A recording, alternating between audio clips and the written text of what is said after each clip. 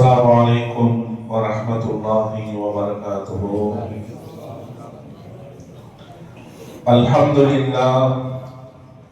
لله رب العالمين، والصلاة والسلام على سيد المرسلين وخاتم النبيين وعلى آله الطيبين وأصحابه الطاهرين والمؤمنين والمسلمين كلهم أجمعين. أما بعد، فقد قال الله سبحانه وتعالى في كلامه القديم الفرقان المجيد: أعوذ بالله من الشيطان الرجيم، بسم الله الرحمن الرحيم.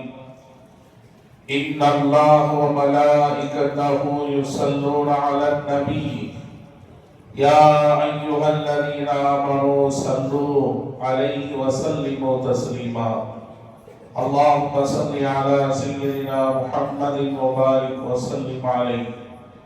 قال نبينا صلى الله عليه وسلم: من رآني فقد رآني. صدق الله العظيم وصدق رسول النبي الكريم، ونحن على ذلك من الشاهدين والشاكرين، والحمد لله رب العالمين. اللهم صل على سيدنا محمد طب القلوب ودوائها وعافية الأبدان وشفائها ونور الأبصار وضيائها وعلى آله وصحبه وسلم. எல்லா புகழும் புகழ்ச்சியும் சர்வ உலகத்தை படைத்தாலும் ஏக வல்லவனாகிய அல்லாஹ் ஒருவனுக்கு உரித்தாகட்டுமாக. அகிலத்தின் அருட்பெருமாய் வந்துதித்த நமது உயிருக்கும் உயிரான உயிர்க்கும் மேலான கருணையை உருவான கண்மணி நபிகள் நாயகம் ஸல்லல்லாஹு அலைஹி வஸல்லம் அவர்கள் மீதும் பாக்கியம் நிறைந்த உம்மத்துமார்கள், குறிப்பாக இங்கே குழுமி இருக்கின்ற நம் அனைவர்கள் மீதும் அல்லாஹ்வுடைய வற்றாத கருணையும் கிருபையும் பேரருளும் பேருபகாரமும் என்றும் எப்பொழுதும் நின்று நிலவட்டுமாக. ஆமீன். இறையில்லமாம் காபாவையும் அருமைநாயகம் ஸல்லல்லாஹு அலைஹி வஸல்லம் அவர்கள் மறைந்து வாழ்கின்ற புனிதமிக்க ரவுலாவையும் மீண்டும் மீண்டும் மீண்டும் தரிசிக்கக்கூடிய பாக்கியத்தை, ஹஜ்ஜினுடைய நசீபை அல்லாஹ் நம் அனைவர்களுக்கும் தந்தர் புரிவானாக. சங்கை பொருந்திய இந்த ஜும்மாவின் நன்னாளிலே வல்லோர் அல்லாஹ் நம் அனைவர்களையும் சங்கமிக்க செய்தது போல நாளை மறுமை நாளிலே சுவனத்திலே ஜன்னத்துல் ஃபிர்தௌஸிலே நபி அவர்களோடு நபிமார்களோடு ஒன்றிணைந்து வாழக்கூடிய நற்பாக்கியத்தையும் வல்லோர் அல்லாஹ் நமக்கு தந்தர் புரிவானாக. ஆமீன் என துஆ செய்தவனாக என் வார்த்தைகளை துவக்கம் செய்கிறேன். அல்லாஹ்வுடைய மாபெரும் கிருபையினால் 1447ஆம் ஆண்டின் நிறைவு ஜும்மாவாக நாம் எல்லாம் இருந்து கொண்டிருக்கிறோம். அல்லாஹ் கடந்த கால நம்முடைய எல்லா பாவங்களையும் மன்னித்து சந்திக்கக்கூடிய புதிய ஆண்டிலே நம்முடைய வாழ்விலே எல்லா கட்டத்திலும் கைது பரக்காத்துகளை நிரம்ப தந்தர் புரிவானாக.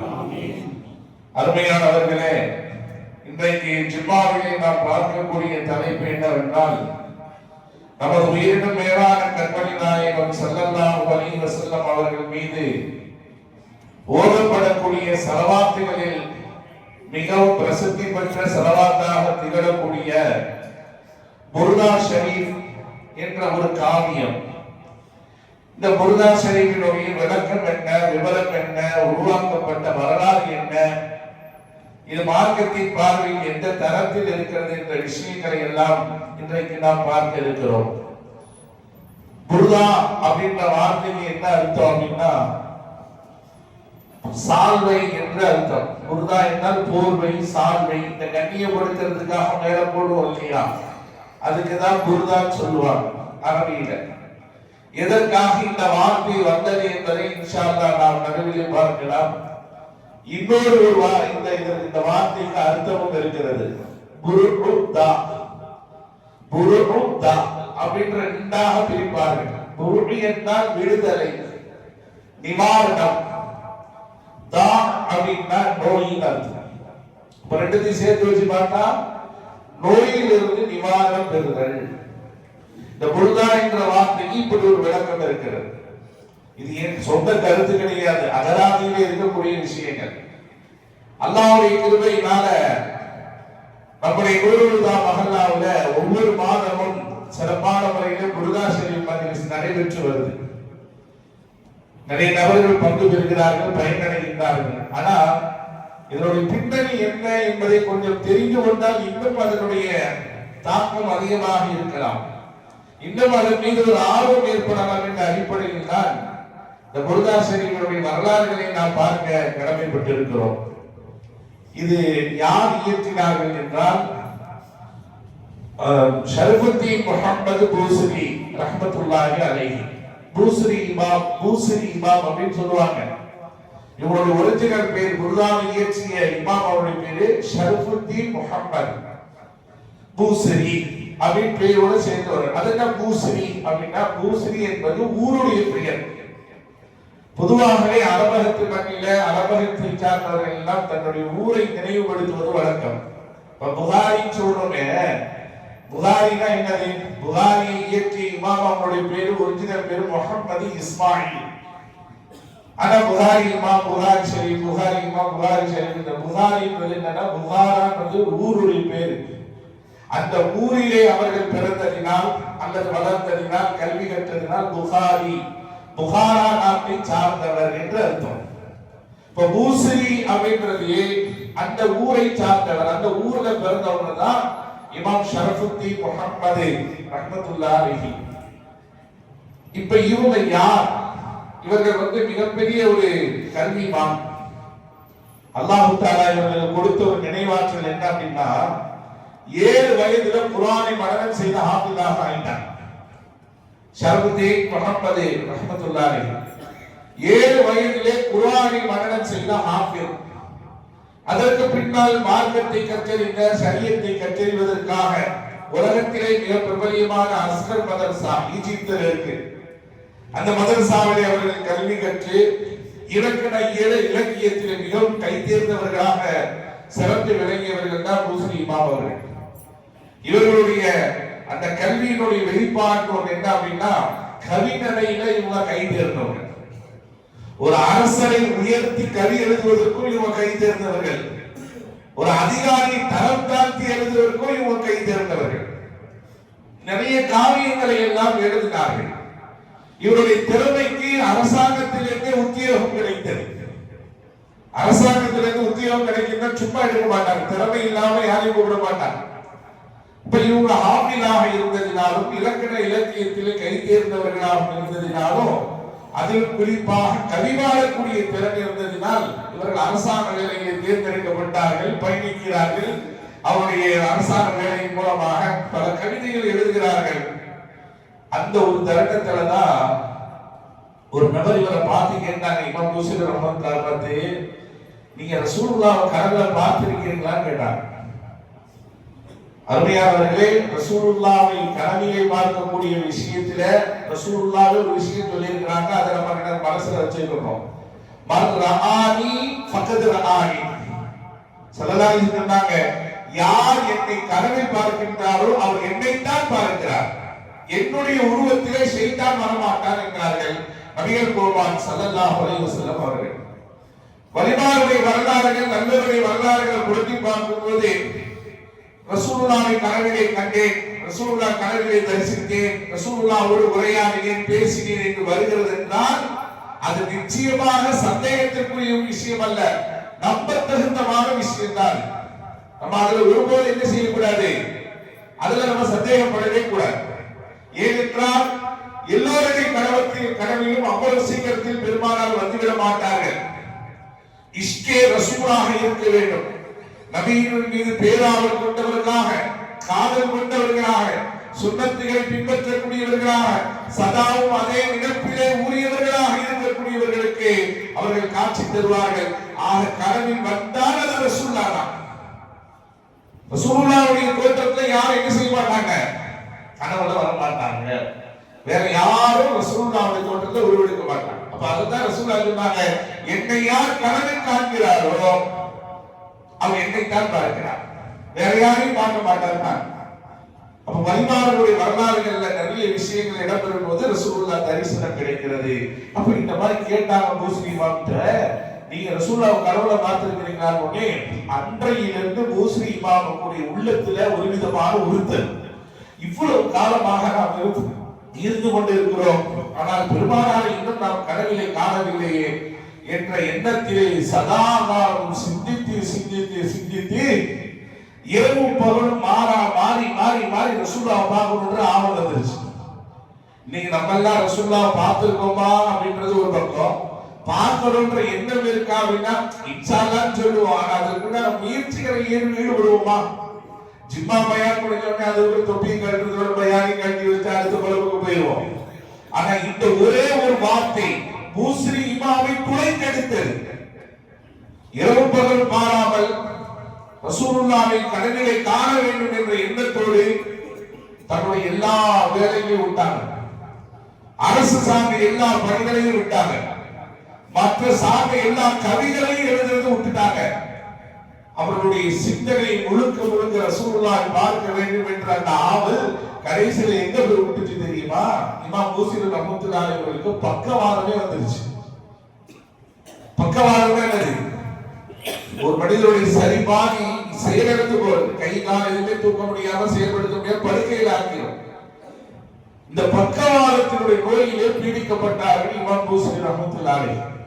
வரலாற்றிலே இயல்பாகவே அவர்களுக்கு நோய் வந்ததா அல்ல ரசூலுல்லாஹை காண வேண்டும் என்ற சிந்தனையிலே இரவு பகலும் தூங்காமலே இருந்து வந்ததா?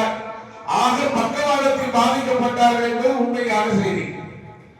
அவர்கள் படுக்கையில் இருக்கும் போதுதான் அவர்கள் என்ன செய்யறாங்க? ஏற்கனவே இலக்கண இலக்கியத்தில் கைதேற்றவர்கள், கவிகளை எழுதி படிக்கிறது இவங்களுக்கு கைவட்ட கலை. அப்பதான் படுத்த கடமையில என்ன செய்யறாங்க? ஸல்லல்லாஹு அலைஹி வஸல்லம் அவர்களை புகழ்ந்து இந்த கவி பாடுறாங்க. அதுதான் இந்த புர்தா ஷரீஃப். அதுதான் இந்த புர்தா ஷரீஃப். அல்லாஹ் ரசூலுல்லாஹ் மௌலாய ஸல்லி வ ஸல்லிம் தாயிமன் அபதா அலா ஹபீபிக கைரில் ஹல்கி குல்லிஹி வர்தவாலி. அன்றே படித்து முடித்து அன்று இரவு தூங்குகிறார்கள்.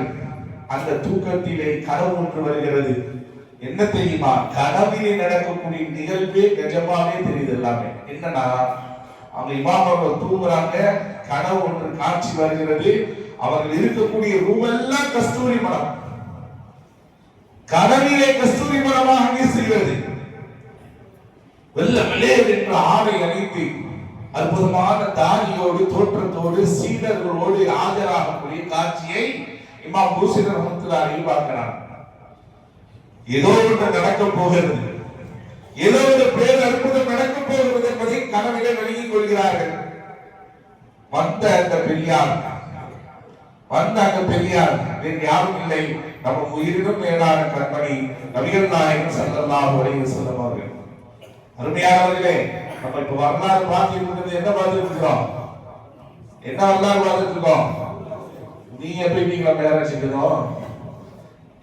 நம்ம கனவுல போயிடக்கூடாது, நம்ம நினைவுல தான் இருக்கணும். இப்ப பூஸ்ரி இமாம் கனவுல இருக்கிறாங்க, நம்ம இப்ப நினைவுல இருக்கிறோம். அந்த கனவிலே பெருமானார் அவர்களோடு சீடர்களோடு காட்சியை பார்க்கிறார்கள். அன்றுதான் பூஸ்ரி இமாம் அந்த கவியை படிச்சிருக்கிறாங்க. அதுக்கு கசீதத்துல் புர்தா என்று ஆரம்பத்தில் பேர், கசீதத்துல் மீமியா. அந்த கசீதாவை எடுத்து பாருங்க, புர்தாவை. அல்ஹம்துலில்லாஹ், ஒவ்வொரு வரியிலும் மீன் மீன் மீன் மீன் தான் முடியும். கசீதத்துல் மீமியா. கசீதா என்றால் ஒரு காவியம், பெருமானார் மீது புகழ் காவியம். கசீதா என்றால் காவியம் சொல்வாங்க. அந்த ரசூலுல்லாஹ்வுடைய பெயரை மையமாக வைத்தே எல்லாமே அப்படியே முடியும், அந்த மீன் மீன் மீன். அப்ப ஸல்லல்லாஹு அலைஹி வஸல்லம் கனவுல தோன்றி, ஷரஃபுத்தீன் அவர்களே, என் மீது படித்த அந்த புர்தாவை, அந்த கசீதாவை படியுங்க அப்படின்னா. ஸல்லல்லாஹு அலைஹி வஸல்லம் கனவுல வந்து அங்கீகாரம் கொடுக்கிறாங்க. என் மீது படித்தீர்கள் அல்லவா கசீதாவை, அதை படியுங்க. கனவுல இமாம் பூஸ்ரி ரஹ்மத்துல்லாஹி படிக்க ஆரம்பிக்கிறாங்க. அமின் ததக்குர் ஜீரானின் பிதி சலமி மஸத் ததவ அன்ஜரா மின் முக்லத்தின் பிதமி. ஒரு இதே வராங்க, சரியா 51வது ஆயத் அந்த வரி வரும்போது ஃபமபலகுல் இல்மு ஃபீஹி அன்னஹு பஷருன் அப்படி ஓதிட்டு அடுத்த வரி வரல நின்றுச்சு. 51வது அடி ஃபமபலகுல் இல்மு ஃபீஹி அன்னஹு பஷருன் அப்படின்னு சொல்லிட்டு வ அன்னஹு கைரு ஹல்கில்லாஹி குல்லிஹி அடுத்த வரி வரல. இயற்றியவர் யாரு? பூசரி இமாம் அவர்கள். அவர் சொன்னாலே உண்டு. ஆனால் அந்த வரலாறு ஒண்ணே அடுத்த அடியை யார் எடுத்துக் கொடுக்கிறார்கள் என்றால் பெருமானார் ஸல்லல்லாஹு அலைஹி வஸல்லம் அவர்கள் எடுத்துக் கொடுக்கிறார்கள். வ அன்னஹு கைரு ஹல்கில்லாஹி குல்லிஹிம் என்றார்.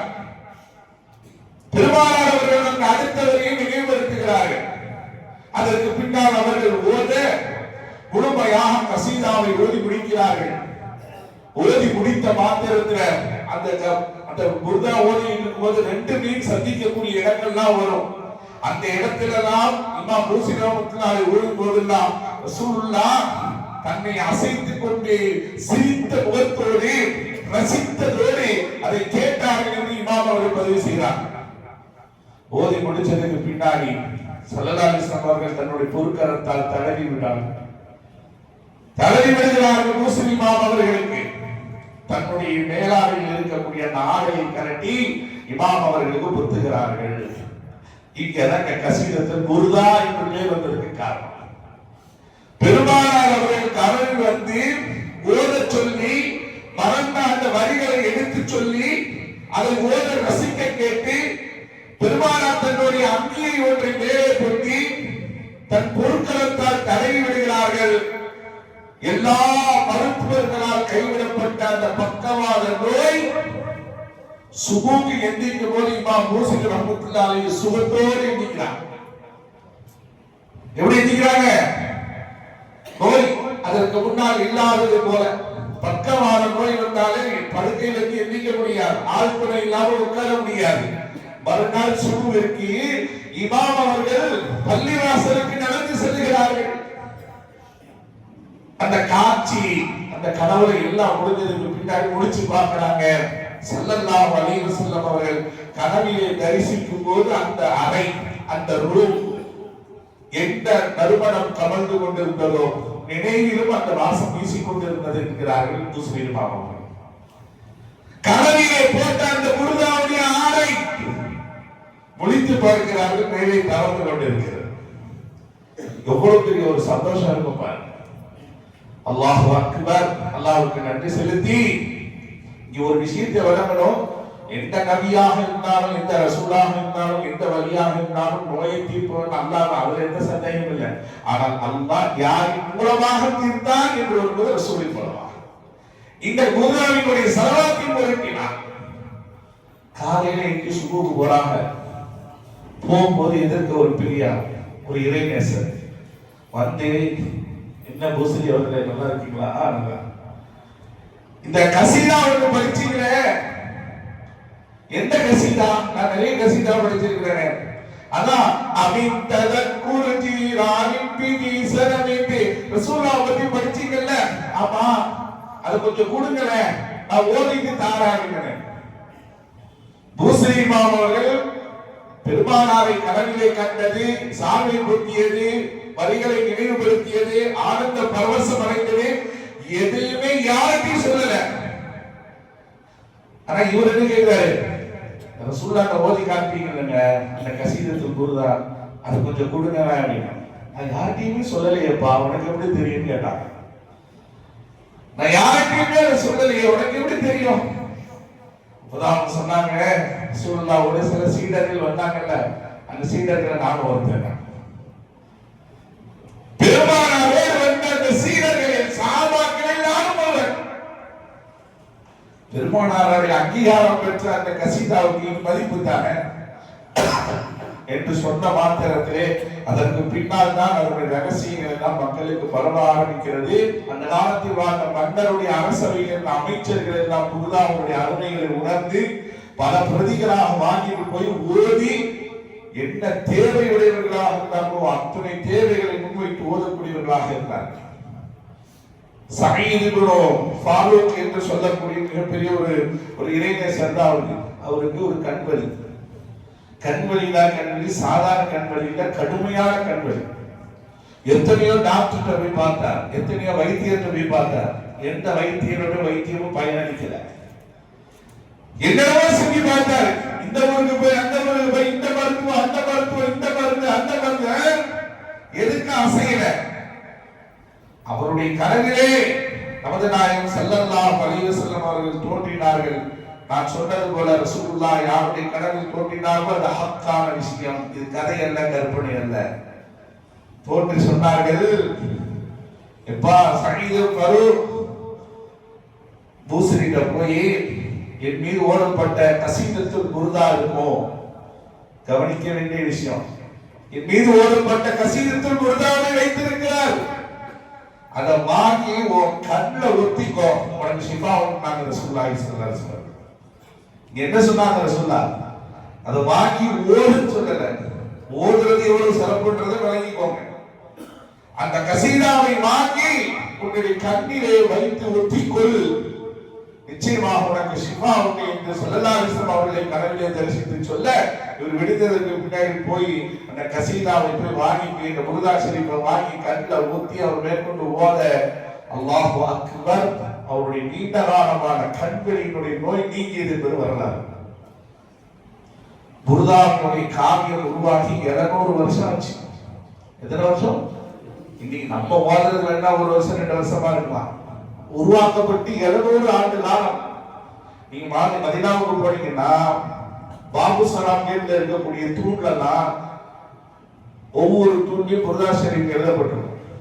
ரசூலுல்லாஹ்வுடைய தர்பார்ல உலகத்திலேயே 2வது பெரிய பள்ளிவாசல் என்று சொல்லக்கூடிய மஸ்ஜித் நபவியில அங்க இருக்கக்கூடிய அந்த தூண்களிலே இந்த புர்தா ஷரீஃப் எழுதப்பட்டிருக்கிறது என்றால் சாமானியமா எழுத முடியுமா?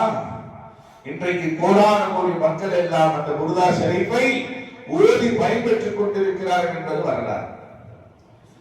ரசூலுல்லாஹ் கனவிலே தரிசித்து அங்கீகாரம் கொடுத்த ஒரு காவியம். இது ஏதோ ஒரு கவிதையாகவோ ஒரு பாட்டாகவோ இது ஏதோ ஒரு இசைக்கு அந்த மாதிரி இல்லை, இதுவும் ஒரு சலவாத். நோய்க்காக மட்டுமல்ல, வியாபாரத்திற்காகவும் திருமணத்திற்காகவும் குழந்தை நலனுக்காகவும் குழந்தை பிறப்புக்காகவும் வீட்டில் பாதுகாப்புக்காகவும் கல்வி நலனுக்காகவும் உள்ளத்தில் ஏற்படக்கூடிய எல்லா விதமான மனக்கஷ்டத்திற்காகவும் எந்த நோக்கத்திற்காக நீங்கள் இதை அணுகினாலும் இந்த புர்தா ஷிஃபாவை தரும். பேரே புருக்குதா. புருக்குதானது நிவாரணம், நோயினுடைய நிவாரணம் அர்த்தம். அருமையான பெருமக்களே, இமாம் ஷரஃபுத்தீன் முஹம்மது பூசரி ரஹ்மத்துல்லாஹி அவர்கள் கொடுத்த இந்த காவியம் உலகளாவிய அளவிற்கு இதை ஓதிக்கொண்டிருக்கிறார்கள் என்பது வரலாறு. அதே போல இதை ஒரு ஏதோ ஒரு ஃபார்மாலிட்டிஸ்க்கு உட்கார்ந்து ஓதுனா அது ஃபார்மாலிட்டியா தான் நமக்கு இருக்கும். இதை ஓதும்போது பேணுதலான முறையில ரசூலுல்லாஹ்வுடைய இஷ்கோடு ஓதணும். இன்னைக்கு இதை ஓதி பயன்பெற்றவர்கள் நிறைய பேர் இருக்கிறாங்க. நம்ம மஹல்லாவிலே நிறைய பேர் போன் போட்டு சொன்ன பெண்மணிகள் எல்லாம் உண்டு. அதுல ஒரு பெண்மணி சொன்ன வார்த்தை நம்ம மஹல்லாவில் நடந்ததை சொல்றேங்க. ஒரு சிறு வயது பையன் ஆஸ்பத்திரிக்கு போய் ஒரு உடல்நல குறைவுக்காக காட்ட போன இடத்துல டாக்டர் சொன்னார் முக்கியமான ஆபரேஷன் பண்ணி ஆகணும்ன்றாங்க. அந்த மாதிரி வழி தெரியாம புர்தா மஜ்லிஸ்ல பயணம் பண்ணி மேல போட்டாச்சு. புர்தா ஷரீஃப் நடந்துகிட்டு இருக்கு. அந்த அம்மா சொல்ற வார்த்தை, கொஞ்ச நாள் கழிச்சு இந்த புர்தாவுடைய பறக்கத்தினால தண்ணியை குடிச்சு நான் டாக்டரை கூப்பிட்டு போறேன். டாக்டரையும் மீண்டும் பாக்குறாரு, இது தேவையில்லை, இப்ப ஆபரேஷனு அந்த ஒரு நிலையெல்லாம் கடந்துட்டாரு அப்படின்னு வரலாம். எங்கேயோ ஏதோ ஒரு நடந்த ஒரு நிகழ்வு அல்ல, நம்ம சொந்த மகனாவிலே நடந்த நிகழ்வு. அதே போல நிறைய சில நபர்கள் வந்தாரு. அதுல நீங்க பயான் செய்யும்போது எந்த நோக்கத்திலே உட்கார்ந்தீங்களோ அந்த நோக்கம் நிறைவேறும் சொன்னீங்க. நான் சும்மா நாட்டுக்கு உமராவுக்கு போகணும்னு நினைச்சு உட்கார்ந்தேன். உமராவுக்கு போகணும் அப்படின்னு சொல்லி நினைச்சு உட்கார்ந்தேன். கடைசியில பார்த்தா எனக்கு பணமும் இல்ல, வசதியும் இல்ல, சூழ்நிலை இல்ல. திடீர்னு பார்த்தா எங்க அண்ணன் உமராவுக்கு அனுப்பிச்சு விட்டாருல. சொல்ல எல்லாம் இந்த மகளால நடந்த நிகழ்வு. எதற்காக நான் இதை சொல்லுகிறேன் என்றால், பெருமானார் ஸல்லல்லாஹு அலைஹி வஸல்லம் அவர்கள் மீது இஷ்கோடு யாரெல்லாம் ஸலவாத்துகளை ஓதுகின்றார்களோ அதற்கெல்லாம் இந்த புர்தா பயனளிக்கக்கூடியதாக இருக்கிறது என்பதைத்தான் நாம் மனதிலே பதிய வைக்க வேண்டும். சில பேர் தண்ணீர் ஓதி கொண்டு போறாங்க. அதையும் நம்ம கிண்டல் பண்றான். நம்ம மஹல்லாவில் என்ன கிண்டல் பண்றான்? என்ன பாட்டில் தான் ஓதிட்டு போறீங்க, தண்ணி டேங்க் லாரியை கொண்டு வந்து ஓத வேண்டியதுன்றான். ஓதி டேங்க் கொண்டு ஓதுறோம். நாங்களாம் ஓத மாட்டோம்னு சொல்றோம். ஓடுறது மஜ்லிஸ்ல உட்கார்ந்தாலே பறக்குது. அது டேங்க்ல ஊத்துனா பெரிய நிறைய பேர் குடிச்சுக்கலாம். கிண்டல் பண்றாராமா. நீ யாரு கிண்டல் பண்ற? எங்களை கிண்டல் பண்ணல, மஜ்லிஸ கிண்டல் பண்ணல, ரசூலுல்லாஹ் கிண்டல் பண்ற நீ. இன்னல்லாஹ வ மலாயிகத்தஹு யஸல்லூன அலன் நபி என்று அல்லாஹ் குர்ஆனிலே சொல்லி காட்டினானே, அந்த ரசூலை நீ கிண்டல் பண்ற. தாராளமா கிண்டல் பண்ணு. ஆனா ரெண்டே விஷயம் நடக்கும் ஆணித்தரமாக நான் சொல்லுகிறேன். ஒண்ணே, இதே புர்ரா மஜ்லிஸ்ல நீ வந்து உட்கார்ந்து யா ரசூலல்லாஹ் உங்களுடைய வசீலாவை நான் கேட்கிறேன், எனக்கு வழிகாட்டுங்கள், ஷிஃபாவை தாருங்கள் என்று கேட்டு பிச்சைப்படி நிச்சயமாக நடக்கும். அல்லாஹ் அந்த தருணத்தை ஏற்படுத்துவார். இல்லை என்றால் ரசூலுக்கு மாற்றமான கூட்டத்தில் தான் போய் சேருவேன். அல்லாஹ் அந்த நிலையை விட்டு நம்மை பாதுகாப்பானாக. ஸலவாத்தினுடைய மஜ்லிஸை ஒருவர் கேலி கிண்டல் செய்தார் என்றால் நிச்சயமாக அல்லாஹ்வுக்கு பொறுக்காத ஒன்று. ஒரு பெரிய பாவி, மூசா அலைஹிஸ்ஸலாமுடைய காலத்தில் பெரிய பாவி மௌத்தாகி விட்டார். அல்லாஹ் சொன்னான் மூசா கிட்ட, என்னுடைய இறைநேசர் ஒருத்தர் இறந்து கிடக்கிறார் மூசா, அவரை போய் நல்ல விதமா அடக்கம் பண்ணிட்டு வாங்க. மூசா அலைஹிஸ்ஸலாம் பார்த்தாங்க, இவன் அல்லாஹ்வுடைய நேசர், அல்லாஹ்வே சொல்றான் என்னுடைய நேசர். ஆனா மனிதனுடைய பார்வையில் ஆழமட்டமானவன், ஆக இழிவானவன், எப்பொழுது செத்து தொலைவான் என்று எதிர்பார்த்தவன்.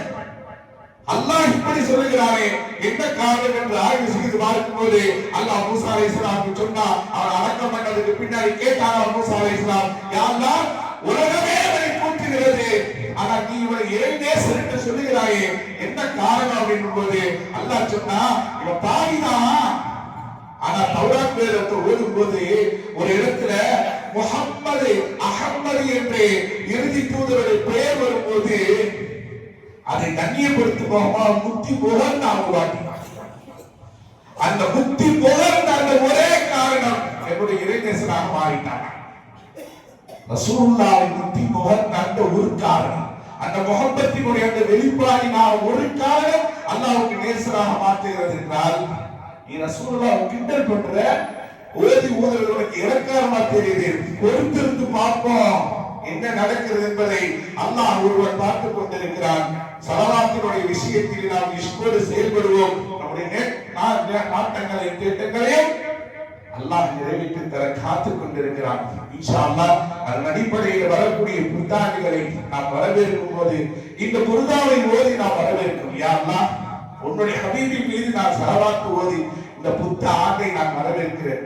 என்னுடைய வரம்பெருக்க காலத்துல எங்களுக்கு நல்ல வாழ்வை கொடு, நோயற்ற வாழ்வை கொடு, நல்ல ஆட்சி அதிகாரிகளை கொடு, நிம்மதியான வாழ்வை கொடு என்று இந்த ஸலவாத்தினுடைய மஜ்லிஸின் பொருட்டால் இந்த ஆண்டை நாம் வரவேற்போம். இன்ஷா அல்லாஹ் வரக்கூடிய புதன்கிழமை 17ஆம் தேதி முஹர்ரம் முதல் நாள் அன்னைக்குதானங்க? ஆமா, இன்ஷா அல்லாஹ் நீங்க மக்ரிப் தொழுகைக்கு பின்னாடி இந்த புர்தாவுடைய மஜ்லிஸை ஓதி அல்லாஹ்விடத்திலே துஆ செய்ய கடமைப்பட்டிருக்கிறோம். அந்த மஜ்லிஸில் அனைவரும் கலந்து கொண்டு பங்கு பெற்று பயனடையுமாறு அன்போடு கேட்டுக்கொள்கிறோம். வஆஸிரு தஅவானா அல்ஹம்துலில்லாஹி ரப்பில் ஆலமீன். அஸ்ஸலாமு அலைக்கும் வரஹ்மத்துல்லாஹி வபரகாத்துஹு.